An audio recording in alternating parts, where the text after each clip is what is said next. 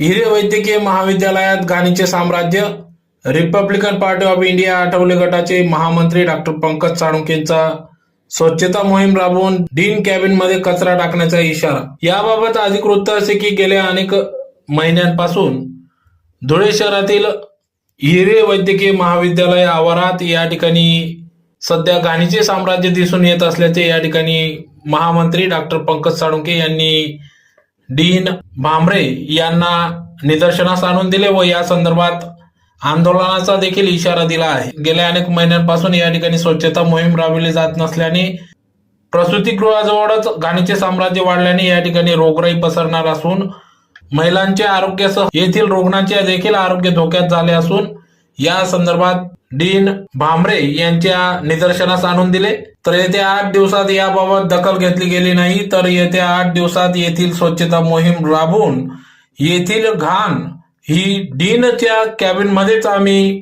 टाकू असा इशारा या ठिकाणी डॉक्टर पंकज साळुंखे यांनी इशारा दिला असून या संदर्भात लवकरात लवकर कारवाई करू असं आश्वासन या ठिकाणी अधिष्ठाता भामरे यांनी डॉक्टर पंकज साळुंखे यांना दिले. तर या प्रसंगी या ठिकाणी महामंत्री डॉक्टर पंकज साळुंखे, पदाधिकारी नयना दामोदर, आरती सोनवणे, शालूबाई सरदार, सिंधुबाई सरदार, लताबाई देवरे, माधुरी गवडी, आशा गवडी, रत्ना जाधव, श्रद्धा सोनवणे, सुनंदा गवडी, लता गवडी, दत्ता गवडी, नर्मदा गवडी आदी सर्व महिला वर्ग या ठिकाणी उपस्थित होत्या. आदी सर्व पदाधिकारी, कार्यकर्ते, नागरिक, रुग्ण देखील या ठिकाणी उपस्थित होते. येऊन ते दारू पितात, तिकडे मोकळी जागा आता बांधकाम जे चाललेलं आहे, इकडे येऊन ते अल्कोहोल पितात.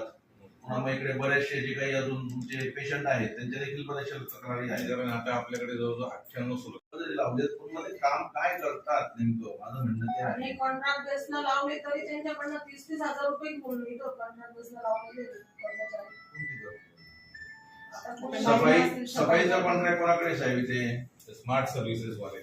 स्मार्ट सर्व्हिस मनुष्य आपण त्यांना स्क्वेअर फीट ने दिले, आपण त्या माणसं आपण नाही लावले, त्यांना स्क्वेअर फीट प्रमाणे आपण त्यांना 120 रुपये पर महिना.